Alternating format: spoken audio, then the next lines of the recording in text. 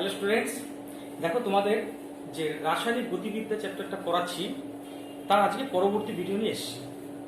বিষয়বস্তু হচ্ছে প্রথমে মৌলিক বিক্রিয়া এবং জটিল বিক্রিয়া। প্রথমে বলি মৌলিক বিক্রিয়াটা কি। কিছু কিছু রাসায়নিক বিক্রিয়া আছে যে বিক্রিয়া একটি মাত্র ধাপে সম্পন্ন হয় এবং যে বিক্রিয়ায় কোনো অন্তর্বর্তী পদার্থ উৎপন্ন হয় না তাদেরকে বলে মৌলিক বিক্রিয়া। যেমন NO plus O3 is equal to NO2 plus O2। এটা একটা মৌলিক বিক্রিয়া, কারণ এটা একটা মাত্র ধাপে সম্পন্ন হয়। কিন্তু মনে রাখবে, কোনো একটা বিক্রিয়াকে দেখে আপাত দৃষ্টিতে বিক্রিয়াটা মৌলিক না জটিল তা বোঝার কোনো উপায় নেই। বিভিন্ন পরীক্ষার সাহায্যে জানা গেছে যে এটা হচ্ছে মৌলিক বিক্রিয়া। এবার আসি জটিল বিক্রিয়া কি। আবার কিছু বিক্রিয়া আছে যে বিক্রিয়া একাধিক ধাপে সম্পন্ন হয়, যে বিক্রিয়ায় অন্তর্বর্তী পদার্থ উৎপন্ন হয় এবং একাধিক ধাপে সম্পন্ন হয় তাদের বলা হয় জটিল বিক্রিয়া। যেমন একটা এক্সাম্পল দিই, 2NO plus 2H2 is equal to N2 plus 2H2। মৌলিক বিক্রিয়ার মতোই কোন একটা বিক্রিয়া জটিল বিক্রিয়া কিনা সেটাও বিক্রিয়াটা দেখে বোঝার কোনো উপায় নেই। এটাও একটা পরীক্ষালব্ধ ব্যাপার যে বিক্রিয়াটা মৌলিক না জটিল। যেমন এই বিক্রিয়াটা দেখে কখনোই বোঝা যাচ্ছে না এটা জটিল বিক্রিয়া কিনা, অর্থাৎ বিক্রিয়াটা একটি মাত্র ধাপে সম্পন্ন হচ্ছে না অনেকগুলি ধাপে সম্পন্ন হচ্ছে। কিন্তু পরীক্ষার সাহায্যে দেখা গেছে বিক্রিয়াটি দুটি ধাপে সম্পন্ন হয়। যেমন প্রথম ধাপে এই NO একটা H2 সাথে বিক্রিয়া করে, দুটো H2 সাথে নয়, এবং তৈরি করে N2 plus H2O2, মানে এটা স্টেপ 1। এবং স্টেপ 2 তে এই উৎপন্ন H2O2 আর এক অণু H2 এর সাথে বিক্রিয়া করে তৈরি করে 2H2। অর্থাৎ বিক্রিয়াটি দুটি ধাপে সমাপ্ত হয়।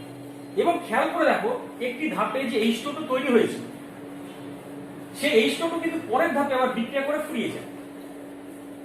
এবং আমি যখন বাদিকে ডান দিক যোগ করব তখন H2O2 কে দু সাইড থেকে কেটে দেবো, তাহলে পাবো দেখো মোট বিক্রিয়া 2NO plus 2H2 is equal to N2 plus 2H2। দেখো এই বিক্রিয়া, তাই এটাকে বলবো জটিল বিক্রিয়া, কারণ এটা দুটি মৌলিক বিক্রিয়ার সমন্বয়ে গঠিত এবং এই বিক্রিয়া একটা অন্তর্বর্তী পদার্থ তৈরি হয়েছে H2O2। তো এইটা হচ্ছে জটিল বিক্রিয়া। এখান থেকে আমি অন্তর্বর্তী পদার্থ কাকে বলে সেটাও বলে দিচ্ছি, পরে আসবে বিষয়টা, কিন্তু পরে আর বলবো না, এখনই বলে দিচ্ছি অন্তর্বর্তী পদার্থ কাকে বলে।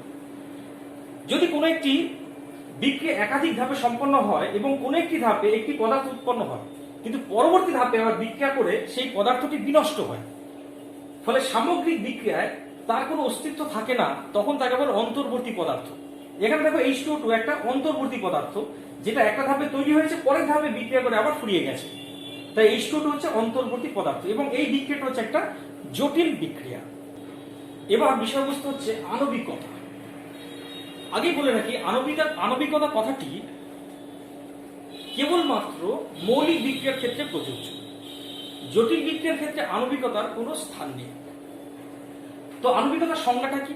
কোন একটি মৌলিক বিক্রিয়া সম্পন্ন হওয়ার জন্য সর্বনিম্ন যতগুলি বিক্রিয়ক অণু, পরমাণু, আয়ন বা মুক্তকুলকের প্রয়োজন তাকে বলা হয় ওই বিক্রিয়াটির আণবিকতা। যেমন একটু আগে একটা বিক্রিয়া দেখিয়েছিলাম মৌলিক বিক্রিয়া, সেটা হচ্ছে NO plus O3 is equal to NO2 plus O2। এটা একটা মৌলিক বিক্রিয়া যদি হয় তাহলে এই বিক্রিয়ার আণবিকতা হবে 2, কারণ এই মৌলিক বিক্রিয়াতে দুটি বিক্রিয়ক অণু অংশ নিয়েছে। আবার মনে করো 2SO2 plus O2 is equal to 2SO3। এটা যদি একটা মৌলিক বিক্রিয়া হয় তাহলে এই মৌলিক বিক্রিয়াটির আণবিকতা হবে 3, কারণ এই মৌলিক বিক্রিয়ায় 3 অণু বিক্রিয়ক অণু অংশ নিয়েছে, তাই এই বিক্রিয়ার আণবিকতা 3। এবার একটা নয়, দুটি খুব ইম্পর্টেন্ট বিষয় বলছি আণবিকতা সম্পর্কে। আণবিকতার মান কখনো ভগ্নাংশ, শূন্য বা নেগেটিভ হতে পারে না। আণবিকতার মান সবসময় পূর্ণ সংখ্যা হবে, কারণ একটা ব্যালেন্স সমীকরণ লিখতে গেলে পরে বিক্রিয়ক অণুর সংখ্যা তোমাকে পূর্ণ সংখ্যা লিখতেই হবে, অর্থাৎ আণবিকতার মান সবসময় ধনাত্মক পূর্ণ সংখ্যা হবে। দ্বিতীয় ইম্পর্টেন্ট বিষয় হলো আণবিকতা একটি তাত্ত্বিক রাশি, পরীক্ষালব্ধ নয়। কারণ কোন একটা মৌলিক বিক্রিয়াকে আমি ব্যালেন্স আকারে লিখে মানে সমতাযুক্ত সমীকরণ আকারে লিখলে পরেই আণবিকতার মান পেয়ে যায়। এর জন্য আমাকে কোনো পরীক্ষা পদ্ধতি অবলম্বন করার দরকার হয় না। তাই আণবিকতা হলো একটা তাত্ত্বিক রাশি, এটা হচ্ছে একটা তাত্ত্বিক রাশি। আর একটা কি বললাম, আণবিকতার মান সবসময় কি হবে, পূর্ণ সংখ্যা হবে। পূর্ণ সংখ্যা, ভগ্নাংশ, নেগেটিভ বা শূন্য হতে পারে না। দেখো এবার যে বিষয়বস্তুটি সেটা হলো আমি ব্যাখ্যা করব জটিল বিক্রিয়ার ক্ষেত্রে আণবিকতা কথাটি তাৎপর্যহীন। আমি আগেই বলেছি আণবিকতা কথাটি কেবলমাত্র মৌলিক বিক্রিয়ার ক্ষেত্রে প্রযোজ্য। তা কেন জটিল বিক্রিয়ার ক্ষেত্রে আণবিকতা তাৎপর্যহীন, একটা উদাহরণ দিয়ে বলা যায়। একটাও একটা জটিল বিক্রিয়া দেখিয়েছিলাম, বিক্রিয়াটা ছিল 2NO plus 2H2 is equal to N2 plus 2H2। দেখো এইটা যেহেতু জটিল বিক্রিয়া সেটা দুটো ধাপে সম্পন্ন হয়েছিল। প্রথম ধাপে এই NO একটা ইষ্ট অণুর সাথে বিক্রিয়া করেছিল, করে তৈরি করেছিল N2 plus H2O2। পরের ধাপে এই উৎপন্ন H2O2 মানে হাইড্রোজেন পারক্সাইড আরেক অণু H2 এর সাথে বিক্রিয়া করেছিল, করে তৈরি করেছিল দুই অণু H2O। এবং আমি বাদিক প্রান্তিক যোগ করে দেখবে এটা কেটে গিয়েছিল, মানে দুটো H2O2 কেটে গিয়েছিল এবং সামগ্রিক বিক্রিয়া পেয়েছিলাম 2NO plus 2H2 is equal to N2 plus 2H2। এই বিক্রিয়াটা মানে এটা। তার মানে এই জটিল বিক্রিয়াটি দুটি ধাপে ঘটে, এটা হচ্ছে স্টেপ 1, এটা হচ্ছে স্টেপ 2। অর্থাৎ এই জটিল বিক্রিয়াটি দুটি মৌলিক বিক্রিয়ার সমষ্টি এবং প্রত্যেকটি মৌলিক বিক্রিয়ার জন্য আমি পৃথক পৃথক আণবিকতা পাবো। যেমন এই স্টেপ 1 এ যে মৌলিক বিক্রিয়াটা আছে তার জন্য আণবিকতা পাবো, এখানে লিখলাম আণবিকতা is equal to 3, কারণ এই মৌলিক বিক্রিয়াতে 3 অণু বিক্রিয়ক অংশ নিয়েছে। দ্বিতীয় ধাপ মানে দ্বিতীয় স্টেপে মানে দ্বিতীয় মৌলিক বিক্রিয়াটির জন্য আণবিকতা পাবো 2, কারণ দেখো এই স্টেপটিতে দুটি বিক্রিয়ক অণু অংশ নিয়েছে। কিন্তু সামগ্রিক বিক্রিয়াটা যদি বলি তার জন্য আণবিকতার কোনো মানেই নেই, কারণ জটিল বিক্রিয়া একাধিক ধাপে সম্পন্ন হয়, প্রত্যেকটি ধাপের জন্য পৃথক পৃথক আণবিকতা পাবো, কিন্তু সামগ্রিক জটিল বিক্রিয়ার জন্য আণবিকতা কথাটি তাৎপর্যহীন। এবার আমাদের বিষয়বস্তু হলো মৌলিক বিক্রিয়ার গতিসূত্র।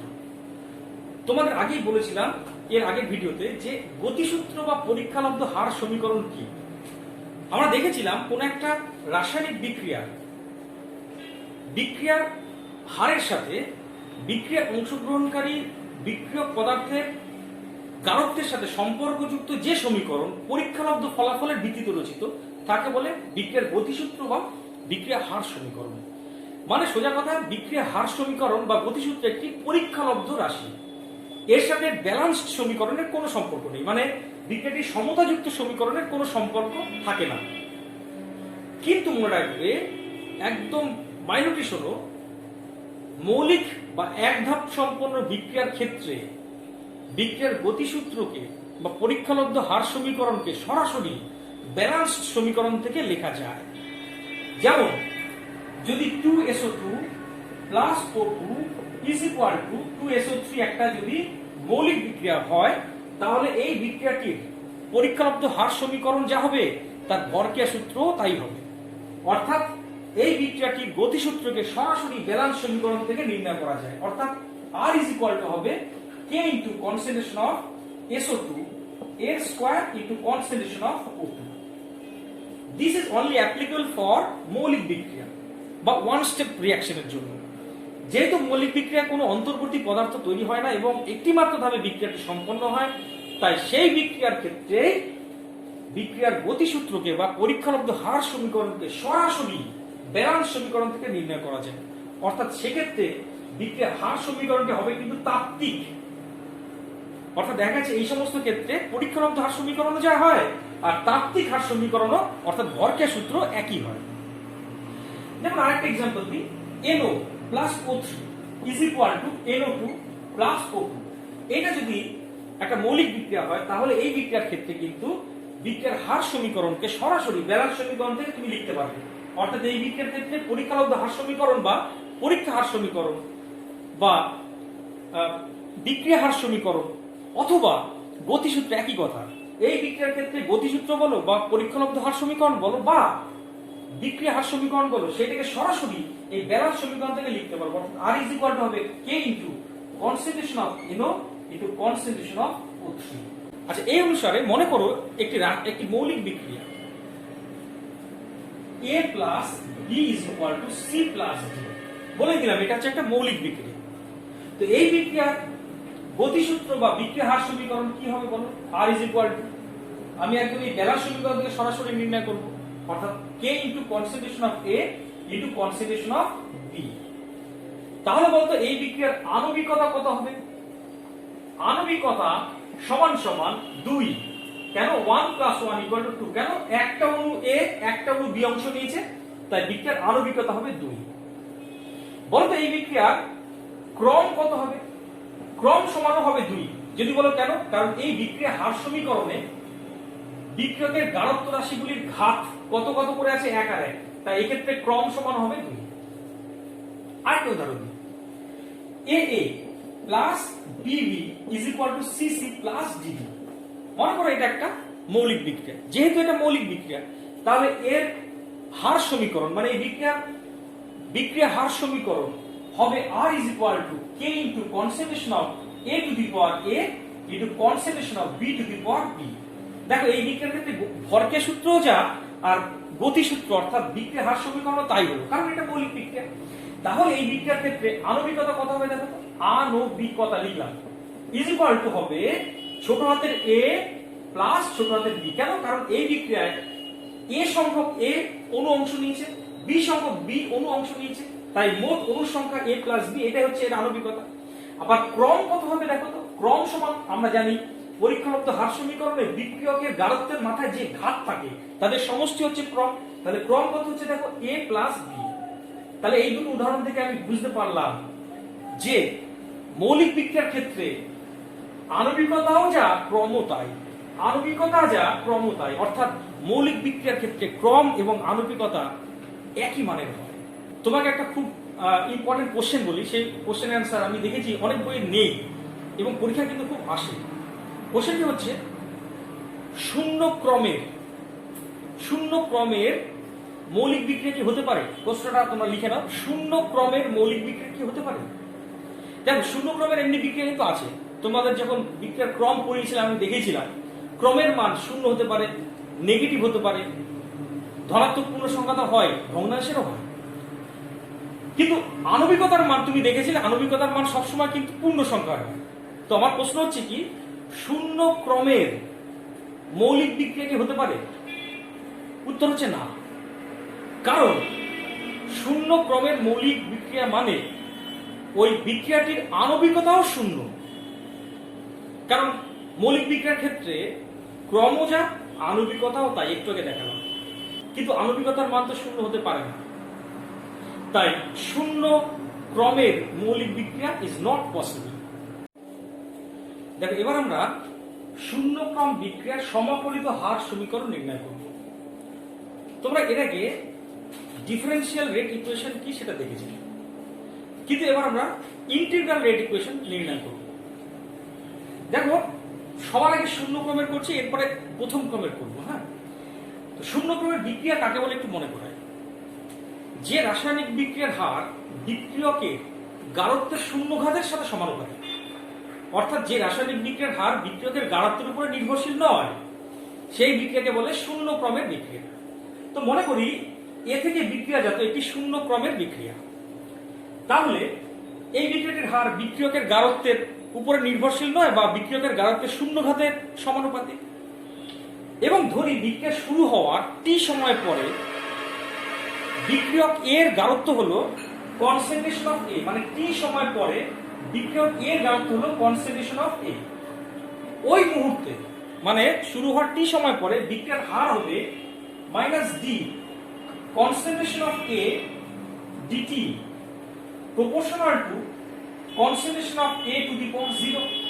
কারণ আমি জানি বিক্রিয়ার হার A এর গাঢ়ত্বের শূন্যঘাতের সমানুপাতিক, বা -d concentration of A dt is equal to K into concentration of A to the power 0 is equal to K। এবার কোনাকুনি ভাবে লিখে পাই, অতএব -d concentration of A is equal to K into dt। এবার এই ইকুয়েশনটাকে আমি ইন্টিগ্রেশন করব, integration করছি। তাহলে ইন্টিগ্রেশন করলে কি পাচ্ছি দেখো, minus concentration of A is equal to KT plus C. এখানে সি হলো ইন্টিগ্রাল কনস্ট্যান্ট, এই সি এর মান বার করব। তাই এটাকে আমি 1 নং সমীকরণ মনে করি। সি এর মান বার করতে গেলে পরে আমি ধরি যখন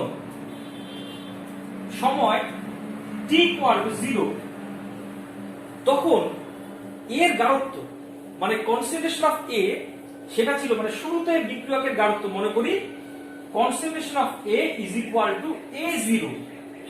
একটা জিনিস মনে রাখবে, বিক্রিয়ার শুরুতে কিন্তু বিক্রিয়কের গাঢ়ত্ব সব থেকে বেশি থাকে। তাহলে t ইকুয়াল টু 0 মানে তখনও বিক্রিয়া শুরু হয়নি, জাস্ট বিক্রিয়াটা স্টার্ট করতে যাচ্ছি। সেই মুহূর্তে বিক্রিয়ক এর গাঢ়ত্ব কিন্তু তখন ম্যাক্সিমাম এবং সেটা মনে করি কনসেন্ট্রেশন অফ A0। এবং তুমি জানো টি সময় পরে বিক্রিয়কের গাঢ়ত্ব কমতে কমতে এসে কোথায় দাঁড়ায়, আগে বলেছি কনসেন্ট্রেশন অফ A তে। তো যাই হোক, আমি সি এর মান বার করতে গেলে কি করলাম দেখো, একটা অ্যাজাম্পশন করলাম।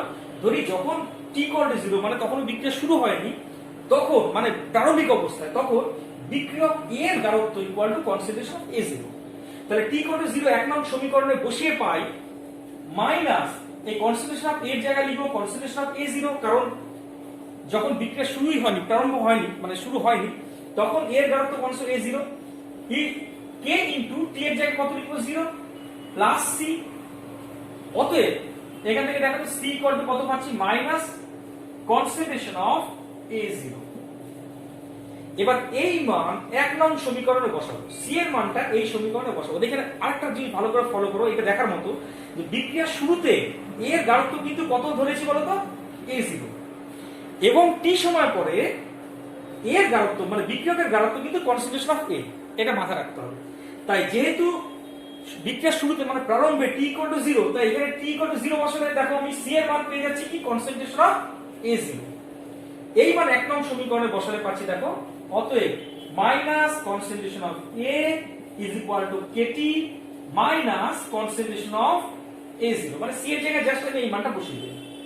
এবার এই মানটাকে এই পাশে নিয়ে আসি, অতএব concentration of A0 minus concentration of A is equal to KT, বা K সমান সমান concentration of A0 minus concentration of A by T।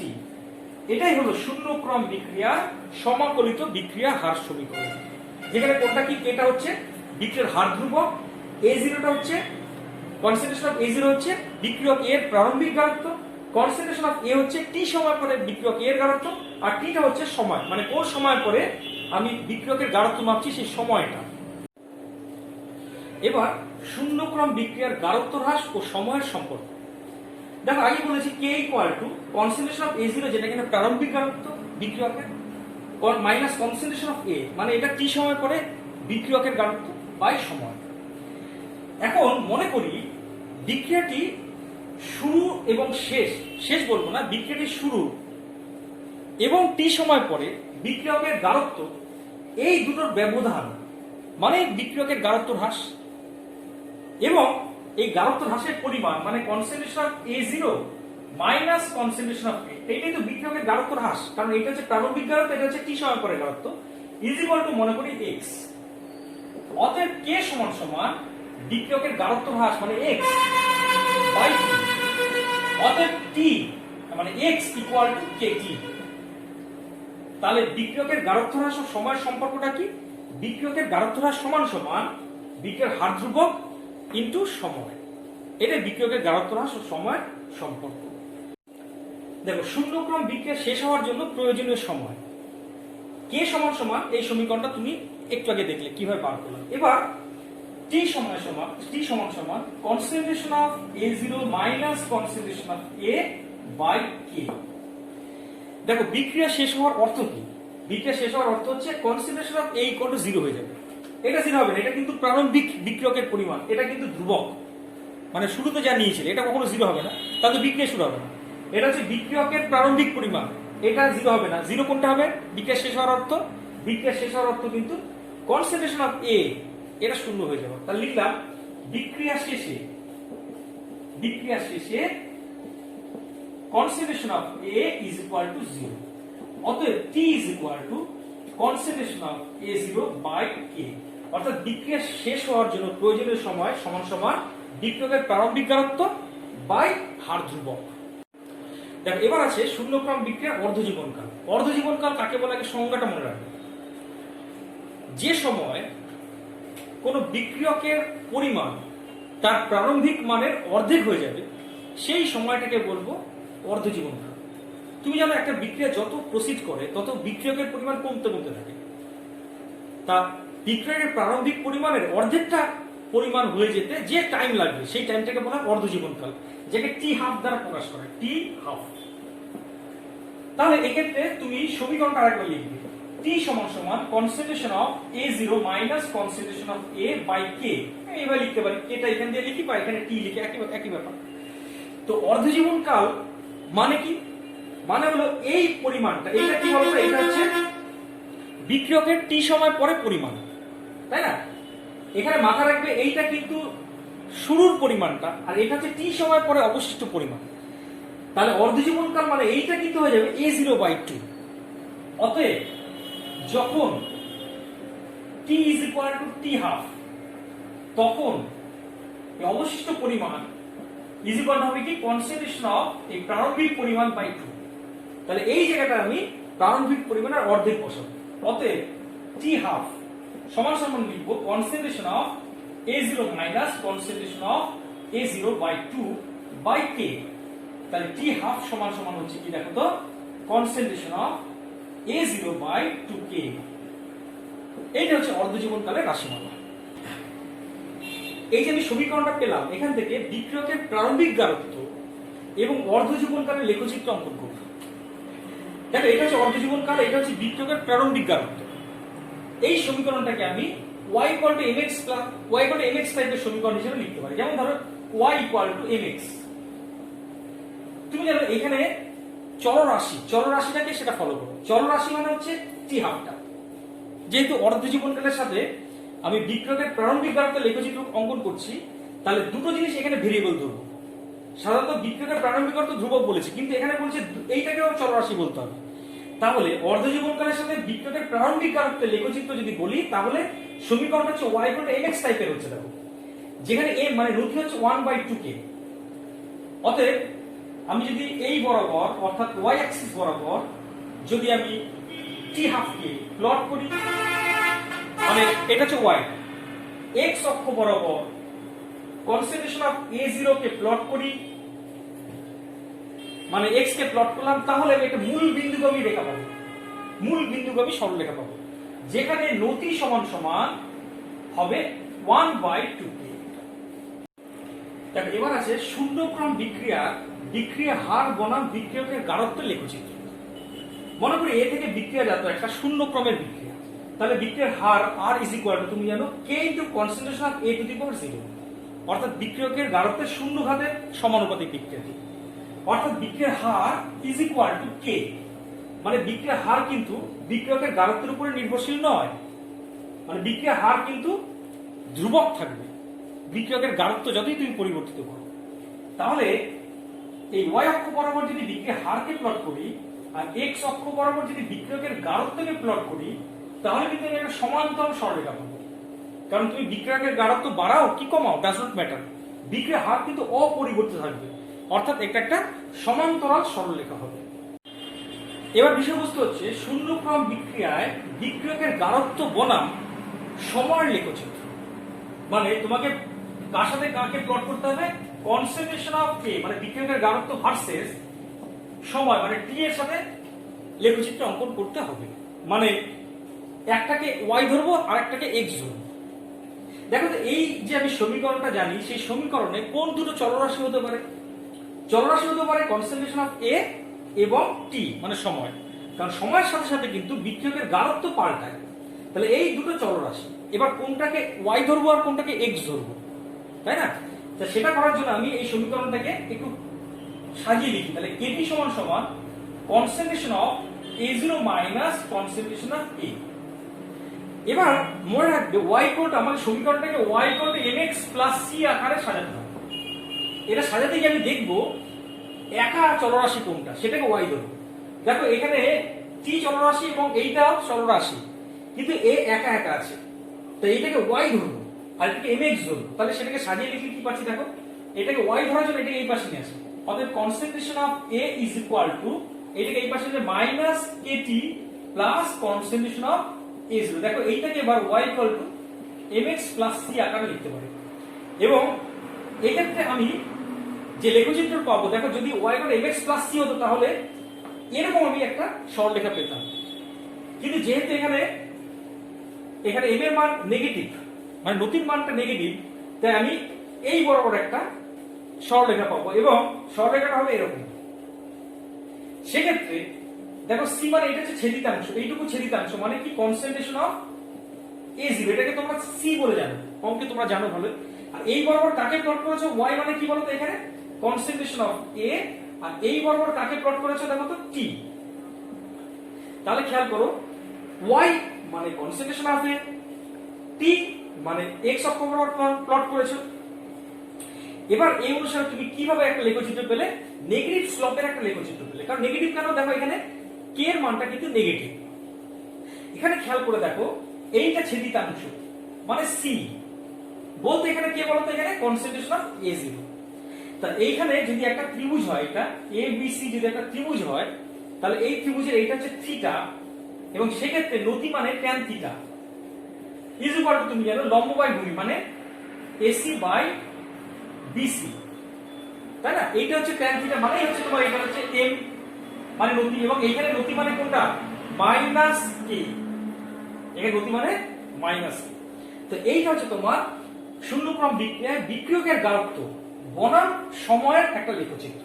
এখানে সোজা কথা বলতে গেলে এখানে নতি সমান সমান মাইনাস কে। তো যাই হোক এই পর্যন্তই। এবার নেক্সট ভিডিওটা খুবই ইম্পর্টেন্ট, প্রথম ক্রমের বিক্রিয়া আমরা দেখব। তো এইটা ভালো করে তোমরা বাড়িতে পড়বে, বইয়ে যা আছে সব দেখবে, বইটা ভালো করে পড়বে অবশ্যই। নেক্সট ভিডিও আমি দেবো প্রথম ক্রমের বিক্রিয়া, অবশ্যই দেখবে, ঠিক আছে?